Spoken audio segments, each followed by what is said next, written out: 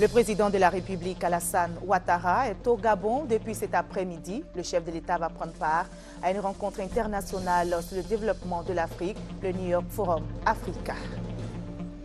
Et puis de 2 au 7 juillet, le président Alassane Ouattara sera en visite d'État dans le district des Savanes. Comment les populations se préparent-elles à accueillir le président de la République? Réponse dans cette édition. Éliminer les pratiques sociales et culturelles néfastes affectant les enfants, notre responsabilité collective, c'est le thème de la journée de l'enfant africain qui sera célébrée demain 16 juin. Le gouvernement ivoirien a fait une déclaration.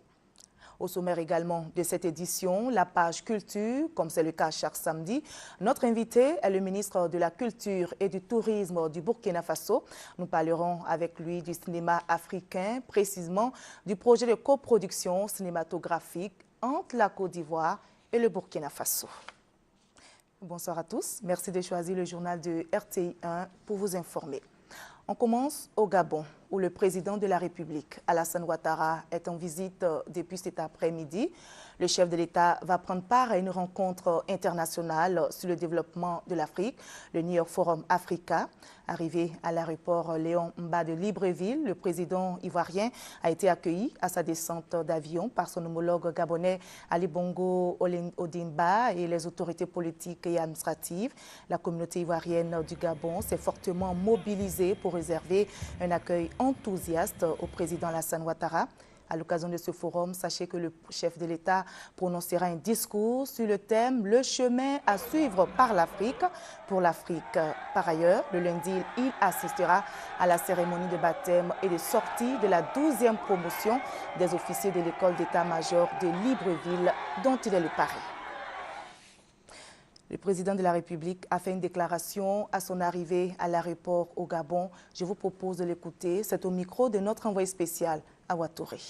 Je suis tellement heureux d'être là et c'est une opportunité d'échanger avec le président Ali Bongo. Et nous nous voyons souvent, nous nous téléphonons souvent, nous nous concertons sur les grands sujets. Et là, je viens particulièrement pour le forum New York Africa. Et nous parlerons bien sûr de l'Afrique, des possibilités de développement, de la jeunesse africaine. Et j'ai également le grand honneur d'avoir été choisi pour parrainer la 12e promotion de l'école d'état-major. Donc c'est une grande joie d'être là.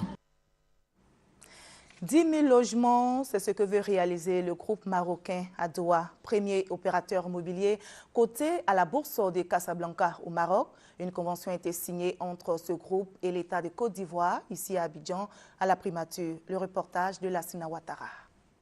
C'est sous le regard bienveillant du Premier ministre Daniel Kablan-Duncan que s'est effectuée la signature de convention entre l'État ivoirien et le groupe marocain Adoua. Par cet acte, ce sont 10 000 logements qui devraient sortir de terre pour les Ivoiriens dans le cadre de la politique du logement du gouvernement.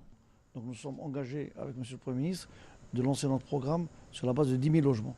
Donc faire 2500 logements en plus et nous y croyons et nous sommes, disons, sûrs que dans quelques mois, nous venons signer encore un peu plus de logements. Selon le ministre ivoirien en charge du logement, dès la fin de la saison des pluies, les premiers coups de pioche seront donnés. Les premiers programmes seront donc réalisés à Lokodro et puis à Koumassi. Nous nous sommes engagés au niveau du ministère de la Construction d'aider donc le patron du groupe à trouver en tout cas d'autres réserves foncières autour d'Abidjan pour donc lui permettre d'atteindre le chiffre de 10 000. Le groupe marocain est déjà présent en Côte d'Ivoire avec la construction d'une cimenterie et d'une usine de fabrication de sacs. Au Maroc, l'entreprise construit près de 30 000 logements par an avec un système de guichet unique au bout duquel le client rentre en possession de son logement. Daniel Kablan-Duncan a pu d'ailleurs visiter les réalisations du groupe lors d'un récent séjour au Maroc. C'était une visite très attendue par les femmes du district du Denguélé qui l'ont exprimé à leur hôte. La première dame de Côte d'Ivoire, Dominique Ouattara, en visite dans la région, la première dame a pu s'enquérir des difficultés des femmes du Denguélé, nous dit Jérôme Kofi Arbolin. C'est comme prévu que la première dame de Côte d'Ivoire, Dominique Ouattara, est arrivée ce samedi 16 juin 2013 dans le Denguélé à l'occasion de la fête des mères spéciale aux fêtes des mères décalées. La première dame de Côte d'Ivoire, à la tête d'une importante délégation comprenant entre autres des membres du gouvernement, a salué après sa descente d'avion toutes les personnalités administratives, coutumières et civiles présentes à l'accueil. Un accueil chaleureux à son arrivée à l'aéroport, comme au centre-ville et au stade Mamadou Koulibaly d'Odiéné, choisi pour abriter la cérémonie. Un stade plein comme un œuf avec cette foule venue de tous les horizons, tel le microcosme de la société ivoirienne, pour donner à cette cérémonie une dimension toute particulière, pour ne pas dire nationale. Dominique Ouattara ne s'est pas empêché d'y prendre un bain de foule, faisant le tour de tous les chapiteaux dressés pour la circonstance et des tribunes du stade.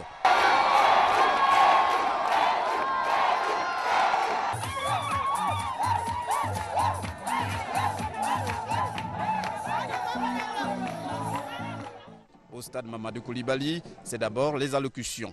Allocutions pour exprimer la bienvenue, à commencer par celle de Madame le maire d'Odiéné, Nasseneba Touré, suivie de celle d'autres représentants qui se sont succédés pour saluer la première dame de Côte d'Ivoire et ses actions sans cesse menées envers les plus démunis ou les plus vulnérables, en l'occurrence les enfants et les femmes. À l'occasion de cette fête en l'honneur des femmes de Côte d'Ivoire à travers celle d'Odiéné, la première dame de Côte d'Ivoire ne s'est pas rendue dans la capitale du Denguélé une fois de plus sans apporter de présents. Plusieurs dons ont été offerts, surtout du matériel agricole et sanitaire, des dons en vivres et non-vivres, en un mot, des dons en espèces et en nature évalués à plus de 171 millions de francs CFA. Pour la première dame de Côte d'Ivoire, rien ne vaut le bonheur de se retrouver parmi les siens. Chers parents d'Odiéné, c'est avec beaucoup de bonheur que je vous retrouve aujourd'hui pour partager ce moment de joie avec vous à l'occasion de la fête des mères. Cette visite d'aujourd'hui est un moment privilégié que j'attendais avec impatience. Je me sens véritablement chez moi, ici, à Odiéné. Vous savez, votre région est particulièrement chère à mon cœur. C'est en effet la terre d'origine de Hadja Nabitou Cissé, notre chère maman, que nous regrettons tant. C'était une femme exceptionnelle, dont j'étais très proche et qui a toujours soutenu son fils par ses bénédictions et ses conseils. Que son âme repose en paix. Allah Hinala. À chacune de mes visites, vous faites preuve d'une grande affection à mon égard et vous vous mobilisez tous pour m'offrir un séjour agréable.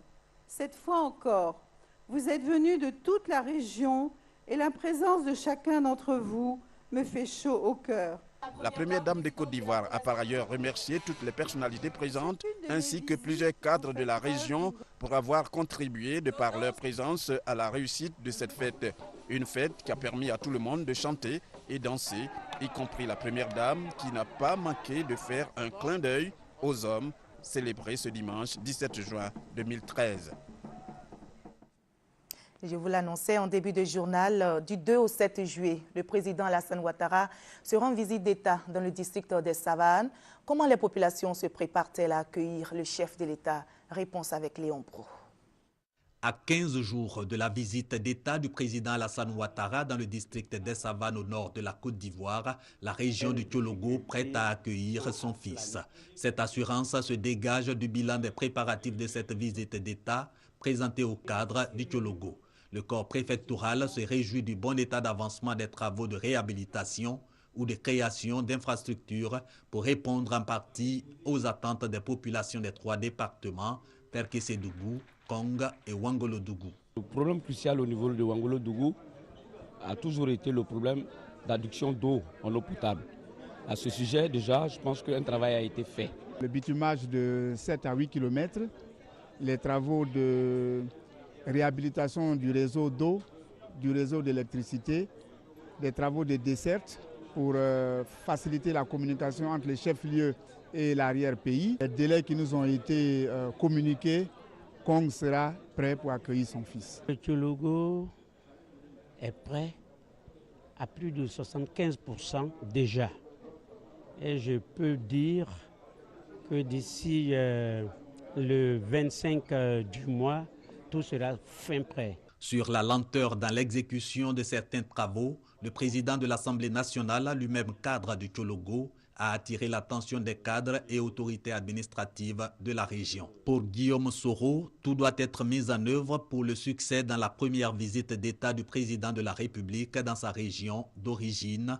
Question pour les populations de démontrer leur attachement aux idéaux défendus par leurs fils. Certaines régions de la Côte d'Ivoire ont été désenclavées parce qu'il y a eu des visites d'État dans ces régions. Ce sera aussi l'occasion pour le président de la République de porter un message de réconciliation, un message de paix, de solidarité à l'endroit des populations. Guillaume Soro a également annoncé sa descente prochaine sur le terrain des préparatifs de la visite d'État du président Alassane Ouattara dans le Tchologo. Sur place, le président de l'Assemblée nationale a fait don de 12 millions de francs CFA, 6 millions aux 3 points focaux et le reste au préfet des départements de Ferkessédougou, Kong et Ouangolodougou. L'Union européenne va aider la Côte d'Ivoire à avoir de l'eau potable dans plusieurs villages à l'ouest et au sud-ouest. En plus de l'eau potable, un volet assainissement est prévu dans ces villages. Et bien, pour le démarrage du projet, une convention a été signée entre la Côte d'Ivoire et son partenaire, l'Union européenne. Serge Ngongomé, Mamadou Kouassi. 18 milliards de francs CFA. C'est le montant de l'aide apportée à la Côte d'Ivoire par l'Union européenne en vue de résoudre le problème de manque d'eau potable et d'assainissement dans les régions de l'Ouest et du Sud-Ouest. Une zone qui a fait maintes fois les frais de la crise sociopolitique. D'où cette signature de convention pour entamer le programme hydraulique et assainissement pour le millénaire. Femmes. Dans le cadre de notre partenariat pour l'émergence de la Côte d'Ivoire, l'Union européenne s'aligne sur la volonté de l'État. D'une part, de doter tous les villages entre 1000 et 4000 habitants d'un système HVA, hydraulique villageoise améliorée. Il s'agit d'un château d'eau, comme vous l'avez vu sur les images, et d'un réseau de bornes-fontaines pour assurer l'accès à l'eau potable. Le geste de l'Union européenne est salué par le gouvernement. Le président de la République en fait un objectif majeur, d'où la pertinence du programme Femmes, qui devra impulser un élan qualitatif à la matérialisation de cet objectif. À ce stade, permettez-moi d'exprimer toute la gratitude du gouvernement ivoirien à nos partenaires. Ce sont au total 100 villages des régions du Tompi, du Guémon, de la Nawa, de la Maraoué, du Boclé et de San Pedro qui bénéficieront du projet Femmes. Un projet soutenu par la KfW et qui sera appuyé sur le terrain par l'UNICEF au plan technique. Demain, 16 juin, sera célébrée la journée de l'enfant africain. Une journée célébrée en souvenir du massacre de centaines d'enfants lors d'une marche pour leurs droits à Soweto, en Afrique du Sud. C'était le 16 juin 1976. Cette année, la célébration se déroule autour du thème « Éliminer les pratiques sociales et culturelles néfastes affectant les enfants ». La Côte d'Ivoire, qui célèbre l'événement, met l'accent sur la protection des droits des enfants. La déclaration du gouvernement est recueillie pour vous par Honorine Aïngori. Le point de quelques-unes de ces pratiques sociales et culturelles néfastes affectant les enfants. Il s'agit notamment des mutilations génitales féminines, des mariages précoces et forcés, du phénomène dit d'enfants sorciers, des discriminations délibérées entre enfants handicapés, de l'utilisation à des fins de mendicité et du travail de l'enfant. Seulement 63% des enfants de moins de 17 ans disposent d'un acte de naissance. Le risque de mortalité infantile est évalué à 68 pour 1000 et seulement 14% des enfants ont été déclarés à la naissance à l'état civil. Quant à la prévalence des mutilations génitales féminines, elle est estimée en Côte d'Ivoire à 36% des filles et des femmes de 15 à 49 ans. Parmi les 85 517 personnes handicapées en Côte d'Ivoire, 25 655 sont des enfants en âge scolaire qui représentent 0,56% de la population ivoirienne. Pour une meilleure protection de l'enfant, le gouvernement a adopté plusieurs instruments juridiques nationaux et internationaux criminalisant les pratiques néfastes et visant à les éradiquer. À cet effet, des politiques de sensibilisation axées sur les conséquences de ces pratiques culturelles néfastes sont mises en œuvre. Dans cette optique, le document de politique nationale de l'enfant, actuellement en cours d'élaboration, montre la volonté ferme et l'engagement du gouvernement à assumer pleinement son rôle, celui de protéger chaque enfant contre toute forme de maltraitance, d'abus et d'exploitation, et de garantir son épanouissement physique, psychologique, cognitif et social. La journée de l'enfant africain est célébrée tous les 16 juin. Après Marrakech, l'année dernière, l'Association des raffineurs africains s'est donné rendez-vous au Cap. C'est en Afrique du Sud. Au cœur des discussions, l'investissement dans les infrastructures de raffinerie. Jean-Jacques Ouamiala pour le récit. Pour son retour à Cape Town, en Afrique du Sud, les délégués de l'Association des raffineurs africains, entendez raffineurs, banquiers, régulateurs, importateurs, distributeurs, compagnies de trading et fournisseurs de produits et services, ont planché sur les thèmes « Investir dans les infrastructures ». Objectif, permettre à l'industrie des raffineries africaines, qui représente à peine 12% de la production mondiale du brut en pétrole, de tenir la route dans ce secteur de plus en plus concurrentiel. Et cela passe par le financement. Au cours de cette 7e assemblée annuelle, l'Ivoirien Joël Derbin a été réélu secrétaire exécutif de l'ARA, l'Association des raffineurs africains, poste qu'il occupait depuis 2006, et l'Angolaise Annabella Fonseca, dont la contribution au développement de l'ARA a été saluée par l'Assemblée, quitte la présidence. Elle est remplacée par le Nigérien Anthony Uchechukwu.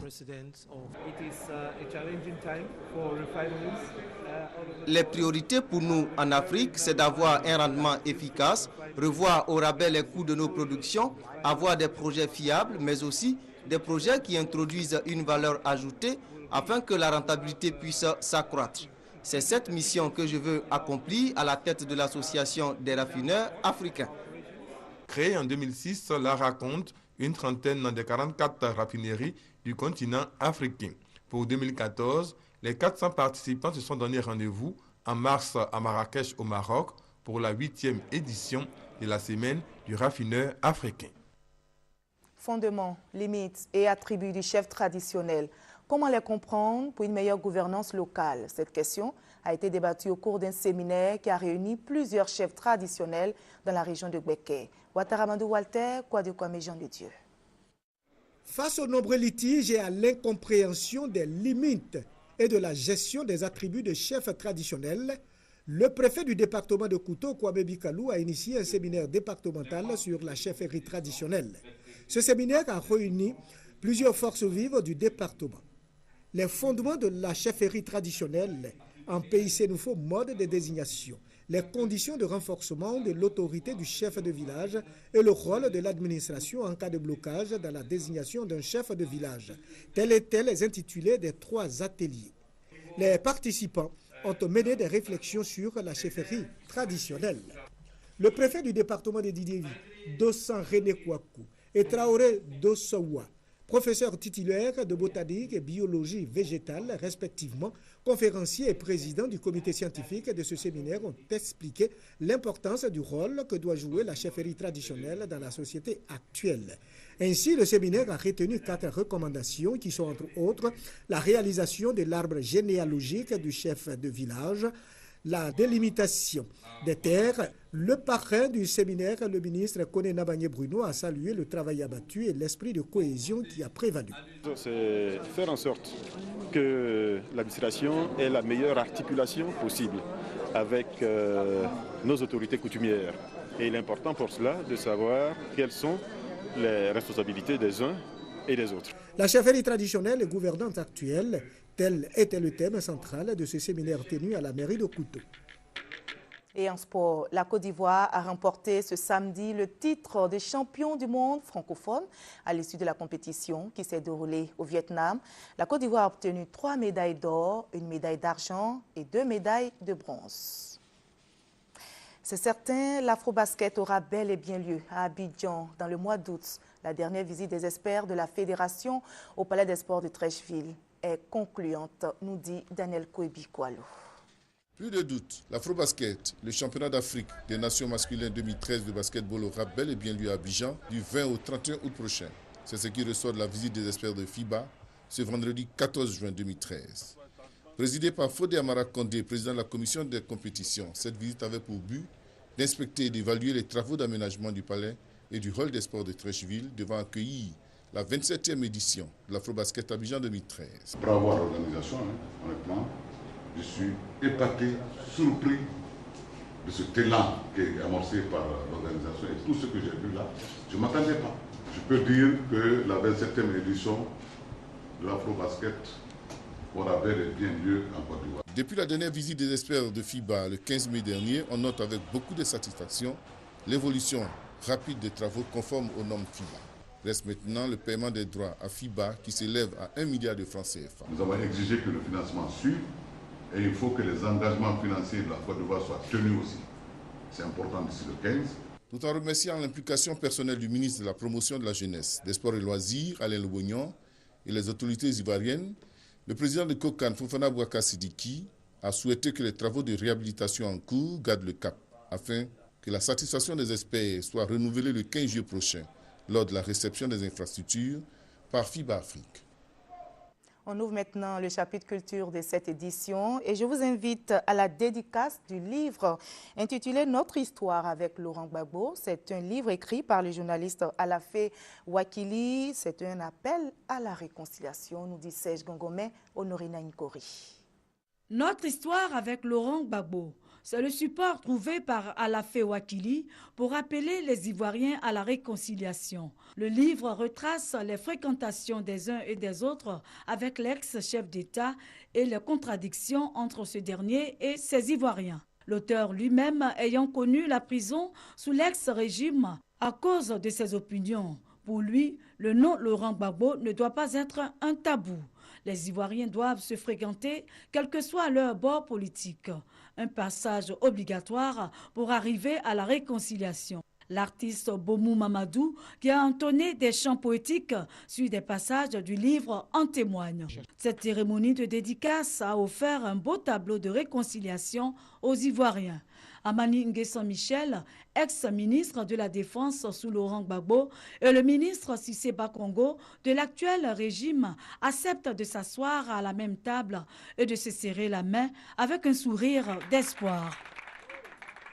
Je vous conduis maintenant à la dédicace du livre de l'écrivain Terbus Kofi. Le livre est intitulé « L'amour est un grand pleur ». On en parle avec Maïsako. L'amour est un grand pleur est le 3e livre de Tiburce Kofi, écrivain, journaliste, également musicien. C'est un recueil de 6 nouvelles traitant du thème de l'amour et qui s'inspire des œuvres Roméo et Juliette, Autant on emporte le vent ou encore Les oiseaux se cachent pour mourir. Les personnages principaux de cet ouvrage restent les femmes. De Pozo, Marie-Josée, Bloussi, Ama à Maïmouna, l'auteur dévoile à travers son œuvre un penchant pour les héroïnes. Le titre du recueil ressemble à une sentence. Tiburce Kofi affirme avec force que l'amour n'est pas une petite rivière douce qui coule sans obstacle. Les personnages du livre étant percutés, tourmentés et confrontés à des histoires empreintes de tracasseries et de souffrances. Seule la dernière nouvelle de l'œuvre fait exception, puisqu'elle se termine de façon heureuse, où le personnage masculin et le personnage féminin se promettent le mariage. Dans son recueil, Tiburce Kofi ne fait pas rêver ses lecteurs. Il montre l'amour tel qu'il est, c'est-à-dire un mystère. L'amour est un grand pleur, c'est aussi la manifestation de la beauté stylistique d'une œuvre comportant un zèle érotique. Et pour ce qu'il faut retenir dans l'actualité culturelle en Côte d'Ivoire, c'est que 2013 a été décrétée année du cinéma. Le lancement de la saison culturelle a eu lieu hier en présence du Premier ministre Daniel Kablan-Duncan. L'événement a été marqué par l'ouverture officielle de l'Office national du cinéma de Côte d'Ivoire. C'est parti pour la saison culturelle 2013 en Côte d'Ivoire. Le cinéma ivoirien à l'honneur cette année. Oui, notre cinéma a du potentiel, des hommes et des femmes de talent et de génie. Ce cinéma a produit de grands cinéastes et de grands acteurs et il peut encore produire et conquérir le monde, rapporter des devises, des richesses, des fortunes. Pour cette année 2013, avec l'ONACI, nous avons décidé d'apporter notre appui à des projets de films de qualité, portés par des auteurs reconnus ou chargés d'espoir. Pour l'ensemble de ces projets, qui ont un coût global de 6 milliards, nous ne disposons, Monsieur le Premier ministre, que de 200 millions, soit moins de 5%. Mais le cinéma peut trouver des financements privés. Une politique volontariste de développement des industries culturelles, du cinéma en particulier. La Côte d'Ivoire le démontre si bien déjà à travers l'inauguration de cette maison pour les cinéastes ivoiriens, l'Office national du cinéma de Côte d'Ivoire, ONACI. La satisfaction est grande pour les réalisateurs ivoiriens qui attendaient depuis longtemps sa création. Le cinéma ivoirien est en train de renaître de ses cendres. Il a l'appui de partenaires extérieurs. Le ministre burkinabé de la Culture et du Tourisme annonce la coproduction de films entre la Côte d'Ivoire et le Burkina Faso. Une vision qui sera soutenue par l'État de Côte d'Ivoire décidé à régler la question du financement de la production de films. Le cinéma est en effet pour les pays qui lui consacrent les moyens, une industrie pourvoyeuse d'emplois, de richesses, mais aussi et surtout un vecteur d'amour, de fraternité, de solidarité par les valeurs qu'il véhicule et qu'il donne en partage. C'est en raison de son importance économique, culturelle et spirituelle que le gouvernement de Côte d'Ivoire a décidé de lui consacrer une structure, un fonds de soutien. L'Office national du cinéma de Côte d'Ivoire, ONACI, est dirigé par Fadiga Kramo-Lonsiné, réalisateur ivoirien, distingué au FESPACO en 1981 avec le Grand Prix Étalon de Yénéga. Bonsoir, Monsieur le ministre. Bonsoir. Voilà, je rappelle à nos téléspectateurs que vous êtes le ministre de la Culture et du Tourisme du Burkina Faso. Merci d'avoir répondu à l'invitation de RTI 1. Merci. Alors, vous étiez hier parmi les personnalités présentes donc, au lancement de la saison culturelle 2013, qui s'est soldée également par l'inauguration de l'Office national du cinéma de Côte d'Ivoire. Alors, vous qui avez effectué ce déplacement, quelles leçons vous tirez de cette double cérémonie? Alors, vous me permettrez tout d'abord, Madame, de saisir l'occasion que vous m'offrez pour remercier mon collègue et frère, le ministre Maurice Bandama, pour son aimable invitation à l'occasion de ce grand événement qui est donc le lancement de cette année consacrée au cinéma ici en Côte d'Ivoire et également à l'inauguration du siège de l'Office de cinéma de Côte d'Ivoire. Alors nous sommes là justement pour traduire l'excellence des relations qui existent entre nos deux pays. Vous le savez très bien que nos deux pays partagent la même histoire, partagent une géographie commune. Ce sont des peuples qui, pendant longtemps, ont toujours su coexister. Et vous le savez également qu'il y a une volonté politique affichée par les plus hautes autorités de nos deux pays d'entretenir cette amitié. Très récemment, il y avait un traité d'amitié entre les deux pays qui a été signé en juillet 2008. Et en allant dans le sens de ces feuilles de route, donc cette dynamique-là, tracée par nos dirigeants, vous savez également que le 28 décembre 2009, il y a un protocole d'accord de coopération culturelle entre nos deux pays. Donc c'était tout à fait normal que dans ce sens, une délégation burkinabé soit présente au moment où la Côte d'Ivoire amorçait un tournant dans le sens donc de redynamiser donc sa cinématographie. Voilà la raison pour laquelle nous sommes là. Alors, quelles leçons en tirer? La première leçon, c'est cette volonté politique qui est affichée par les autorités ivoiriennes de véritablement mettre la culture au centre des préoccupations. Faire de la culture un pilier du développement. Parce qu'il y a des retombées, comme on l'a entendu également. Est-ce que vous pouvez revenir un peu sur l'utilité, sinon l'intérêt pour un pays de mettre l'accent sur la culture? Je vais être peut-être très très concret, puisque nous sommes dans le domaine du cinéma. Vous savez qu'une équipe de tournage, ce n'est pas moins d'une centaine de personnes, donc qui ont des cachets. C'est autant d'emplois qui sont offerts à des techniciens et notamment à une frange jeune. Vous savez également qu'il y a, ça c'est la chaîne, j'allais dire de la production, mais il y a la chaîne de la distribution, donc il y a des distributeurs, c'est autant d'opportunités de travail.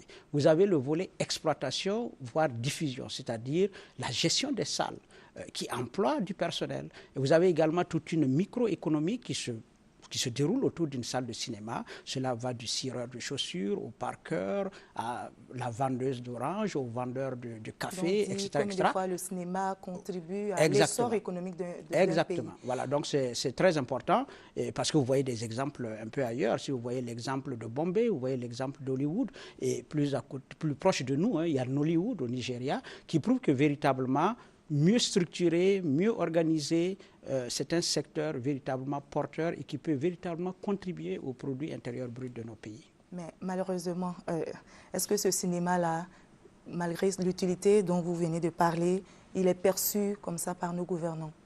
Il est perçu par nos gouvernants. Je crois que déclarer 2013 année du cinéma en Côte d'Ivoire, c'est la traduction concrète de cette volonté politique. Maintenant, il appartient aux acteurs de saisir la balle au bon et de véritablement s'organiser pour donc répondre à cette attente. Je crois que c'est véritablement une aubaine qui se présente donc aux professionnels du cinéma et de l'audiovisuel ici en Côte d'Ivoire. Monsieur le ministre, c'est vrai, vous êtes ministre, mais avant tout, vous êtes cinéaste, écrivain également. Alors, est-ce qu'aujourd'hui, mis à part, de façon concrète, est-ce qu'on peut parler des cinémas africains? Non, un cinéma qui pourrait être compétitif sur l'échiquier international, par exemple? Oui, nous avons tous les atouts. Sur le plan purement professionnel, je crois que nos professionnels n'ont pas à envier aux autres professionnels du monde. Ils ont pratiquement fait les mêmes écoles. On dit que notre cinéma ne fait pas rêver, monsieur le ministre. On est toujours là en train de conscientiser dans nos scénarios. Il n'y a pas une seule typologie de cinéma. Il y a des cinémas. Et vous savez, le cinéma remplit plusieurs fonctions. Il y a des cinémas faits pour le divertissement, il y a des cinémas faits pour conscientiser, pour informer, pour sensibiliser, un cinéma donc qui œuvre dans le domaine du social, tout comme il y a un cinéma, j'allais dire, militant. Donc il y a plusieurs fonctions. La fiction, nous mettons l'accent là-dessus aussi. Quand on regarde par exemple les autres films européens, américains, qui nous font rêver. Est-ce que ce cinéma africain... Écoutez, aujourd'hui, je pourrais vous dire qu'il y a de nombreux films africains qui font rêver. Prenez toutes les séries télévisuelles qui, aujourd'hui, Dieu merci, inondent nos petits écrans. Mais ce sont autant d'œuvres qui font rêver. Combien de fois n'avez-vous pas constaté dans certaines capitales africaines que des jeunes filles empruntent les prénoms d'un certain nombre de vedettes du petit écran, des vedettes africaines, ou alors qui ont des sobriquets, ou alors des modes en matière d'habillement, de comportement. Donc c'est pour dire que nous avons un cinéma qui fait tout autant rêver que les films qui nous viennent d'ailleurs. Je crois aussi qu'il y a un marché. Je suis, j'allais dire, bien placé pour le dire. Lorsqu'on regarde l'engouement que suscite par exemple le FESPACO, le Festival panafricain du cinéma et de la télévision de Ouagadougou, nous pouvons véritablement affirmer que les Africains ont besoin, ils ont soif de leur image. C'est une réalité. Maintenant, comment conquérir ce marché? Comment contrecarrer les majeures compagnies qui véritablement inondent, j'allais dire, notre paysage audiovisuel? Toute la question est là. Il y a un véritable besoin pour les Africains de se voir à l'écran, de voir des hommes et des femmes qui correspondent à leur vécu, qui correspondent à leur pensée. Et c'est pour cette raison que nous pensons que c'est le terrain encore vierge, c'est à nous de le conquérir. Et pour le faire, les professionnels ont besoin du politique pour tracer les voies, pour apporter, j'allais dire, les moyens nécessaires, parce que le cinéma, c'est quand même une industrie, ça demande beaucoup de moyens. Très cher. Est-ce que l'Afrique... Mais il ne faut pas qu'il y ait que... Non, il y a moyens financiers d'être à la hauteur de ce cinéma. Il faut que le privé aussi s'engage.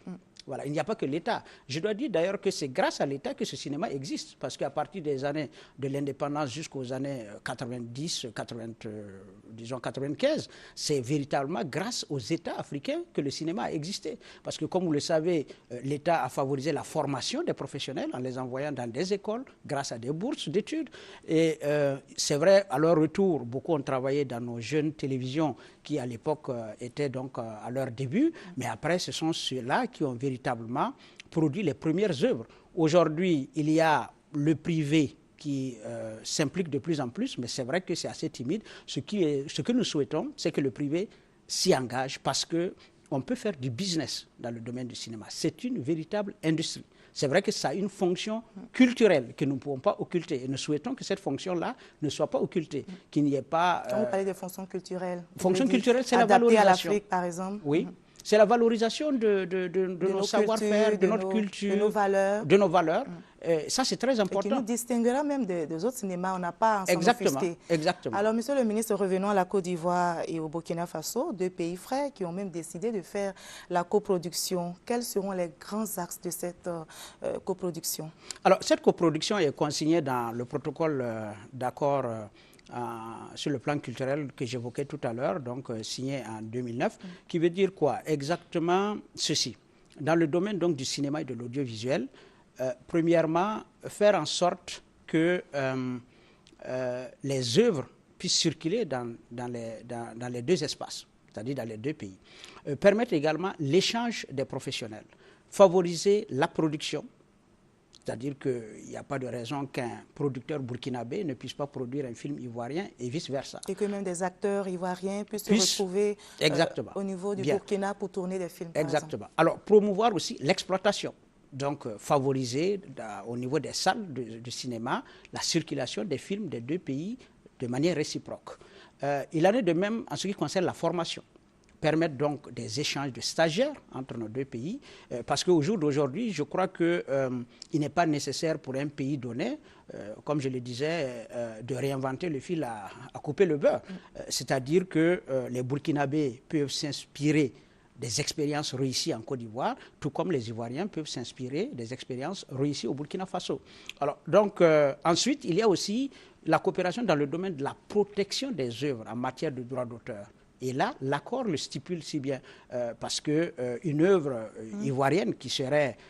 en fait, nous rêvons beaucoup plus à des œuvres ivoiro-burkinabées. Bon, mais pour l'instant, disons une œuvre ivoirienne qui circulerait au Burkina Faso, il faut qu'elle soit protégée, que les auteurs puissent entrer dans leurs droits. Et qu'il en soit de même également au niveau de la Côte d'Ivoire. Exactement. C'est-à-dire que le BBDA au Burkina Faso va assurer ses droits et le Burida, ici en Côte d'Ivoire, va également assurer les droits des œuvres burkinabées qui circuleront. Monsieur le ministre, vous étiez également à une exposition qui a eu lieu à la galerie Cécile Fakouré, située dans la commune de Cocody. Nous allons y aller avec notre reporter Francis Boifou. Que peut la force de l'homme devant les vagues de la mer? Le bateau de pêcheurs africain se renverse après des heures de lutte. L'auteur de ce film entend montrer les incidents souvent liés à la traversée de la mer. De l'autre côté de la galerie Cécile Fakouré, l'on met l'accent sur l'eau, considéré comme moyen d'exploration et de conquête, de survie et de liberté. Des films et vidéos exposés pour la première fois à la galerie Cécile Fakouré à Abidjan. Ils visent à promouvoir l'art contemporain. Enfants, opérateurs économiques, ambassadeurs et autorités gouvernementales, tous ont effectué le déplacement pour voir, entendre et se faire une idée de ces œuvres d'artistes issus des continents du globe. Je trouve que c'est bien de faire des balades en mer. Le tourisme est très lié à la culture et la culture est très liée au tourisme, surtout en Côte d'Ivoire où l'un des produits touristiques du pays est le tourisme culturel. Tous ces films, si ça peut inspirer nos amis cinéastes, nos artistes cinéastes pour aller dans ce sens-là, moi, ouais, très heureux. Ouverte ce vendredi à Abidjan dans la commune de Cocody, à 400 mètres du carrefour de la vie, l'exposition des films et vidéos de la galerie Cécile Fakouré prendra fin le 31 juillet 2013. Monsieur le ministre, vous allez donner un commentaire et terminer par cette question à laquelle j'attends une réponse. Croyez-vous, avez-vous foi au cinéma africain, en l'avenir du cinéma africain? Bien, alors donc un commentaire très rapidement sur cette exposition que je trouve très originale. Et vous voyez que là, le cinéma n'est pas simplement qu'un vecteur de messages, mais le cinéma est considéré dans son aspect artistique. C'est comme c'était des pièces, ce sont des œuvres d'art. Donc c'est pour ça qu'on parle d'ailleurs d'art contemporain.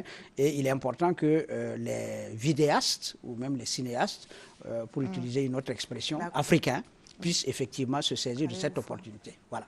Alors, en ce qui concerne le cinéma en Afrique, je voudrais vous dire que je suis très optimiste.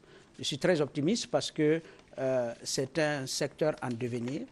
Je suis très optimiste parce qu'il y a un marché qui est là. Je suis très optimiste parce que nous avons des professionnels qui de plus en plus s'y consacrent. Et enfin, je dirais que je suis optimiste parce que l'Afrique n'a pas fini de se raconter. Nous avons encore beaucoup d'histoires dans nos tiroirs qui méritent d'être portées à l'écran. C'est un trésor que nous avons. Nos greniers sont encore pleins et c'est pour cela que je crois en l'avenir du cinéma en Afrique. Merci beaucoup, Monsieur le ministre. Merci pour cette fois que nous partageons d'ailleurs avec tous ces téléspectateurs qui nous ont suivis. Mais avant de nous séparer, je rappelle que le président de la République, Alassane Ouattara, est au Gabon depuis cet après-midi. Le chef de l'État va prendre part à une rencontre internationale sur le développement de l'Afrique, le New York Forum Africa. Merci à vous tous de votre attention.